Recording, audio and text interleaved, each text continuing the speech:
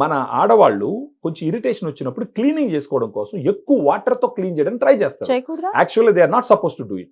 చేయకూడదు. ఎందుకంటే వెజైన్ అనేది సెల్ఫ్ క్లీన్సింగ్ ఆర్గాన్, తనంతట అదే క్లీన్ అవుతుంది. వాటర్ తోనే కాదు, సోప్ తో కూడా క్లీన్ సోప్ తో కూడా చేస్తారు, which is very very dangerous actual గా. ఒకవేళ మరీ ఇచ్చింగ్ గా ఉంటే గోరువెచ్చని వాటర్ తో బాహ్యంగా క్లీన్ చేసుకోవాలి కానీ డీప్ గా క్లీన్ చేయకూడదు. అన్ఫార్చునేట్ గా ఈ నార్మల్ వాటర్ తో డైలీ సో మెనీ టైమ్స్ చేసుకోవడం వల్ల అక్కడ ఉన్న గుడ్ బ్యాక్టీరియా వాష్ అవుట్ అయిపోతుంది.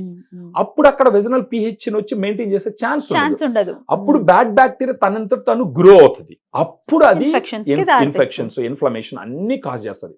ఇలాంటి సమయంలో ఏం చేస్తారంటే బేసిక్ గానే ఆడవాళ్ళు కూడా డాక్టర్ సలహా లేకుంటే నేరుగా పోయేసి anti fungals, anti bacterials, vaginal washes ఇవన్నీ తీసుకొని విరివిగా వాడతారు.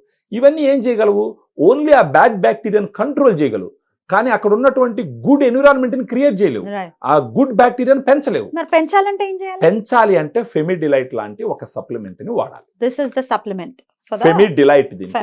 అసలు లేదు మాకు ఇన్ఫెక్షన్స్ అన్న వాళ్ళు కూడా వాడచ్చు, ఖచ్చితంగా వాడచ్చు. As a preventive measure, preventive measure కింద ఖచ్చితంగా వాడచ్చు. అయితే మెన్స్ట్రువల్ టైంలో డెఫినెట్ గా మీరు చెప్పినవన్నీ ఉంటాయి. ఆ స్మెల్ దగ్గర నుంచి కానీ ఆ ఇబ్బంది అంతా ఉంటుంది. దాన్ని ఎట్లా అడ్రస్ చేస్తుంది మేడం? మీరు దీంట్లో వచ్చేసి ఏం చేయొచ్చు అంటే ఫస్ట్ ఒక 1 month తీసుకున్న తర్వాత ఒక క్లినికల్ ట్రయల్ లో ఈ విధంగా వాడినారనమాట డోసు. ఒక 1 month డైలీ ఒక్కొక్క క్యాప్సూల్ తీసుకున్న తర్వాత ఆ తర్వాత 6 months ఏం చేసినారంటే మెన్సెస్ వస్తుంది కదా డేటు, 6 రోజుల నుంచి కంటిన్యూస్గా ఒక 10 రోజులు తీసుకుంటారు, లేదా 15 రోజులు తీసుకుంటారు. తర్వాత మళ్ళీ ఆపుతారు. మళ్ళీ మెన్సెస్ వస్తుంది కదా, మళ్ళీ ఆ డేట్ నుంచి కంటిన్యూస్గా ఒక 10 days తీసుకుంటారు, మళ్ళీ ఆపుతారు. మళ్ళీ నెక్స్ట్ మంత్ మళ్ళీ మెన్సెస్ డేట్ నుంచి ఒక 10 రోజులు తీసుకుంటారు. ఎందుకంటే ఆ టైంలో బ్లడ్ ఫ్లో ఉంటుంది, ఆ బ్లడ్ pH 7.2 ఉంటుంది. అప్పుడు అక్కడ ఆమ్ల వాతావరణం తగ్గిపోయి క్షార వాతావరణం పెరుగుతుంది. అప్పుడు బ్యాడ్ బ్యాక్టీరియా గ్రో అవుతుంది. ఆ బ్యాడ్ బ్యాక్టీరియా గ్రో అవ్వకుండా కాపాడడానికి ఈ గుడ్ బ్యాక్టీరియాని కానీ అప్పుడు కానీ సప్లై చేస్తే మళ్ళీ ఆ వెజనల్ pH ని కంట్రోల్లో తీసుకొచ్చి పెడుతుంది. సో బ్యాడ్ బ్యాక్టీరియా గ్రో అయ్యే ఛాన్సెస్ ఉండవు, ఇన్ఫెక్షన్ రాకుండా ఉండే అవకాశాలు ఎక్కువగా ఉంటాయి. సైడ్ ఎఫెక్ట్స్ ఉంటాయి. ఇది సప్లిమెంట్ అండి, FSSA product, dietary supplement, good bacteria. ఇప్పుడు మనం పెరుగు తీసుకుంటాము, పెరుగులో లాక్టోబాసిల్లస్ ఉంటుంది పెరుగు. సో అదే ఇది వెజనల్ స్పెసిఫిక్ ప్రోబయాటిక్ స్ట్రెయిన్స్ కాబట్టి it is very well safe actual గా. ఎవరైనా తీసుకోవచ్చు.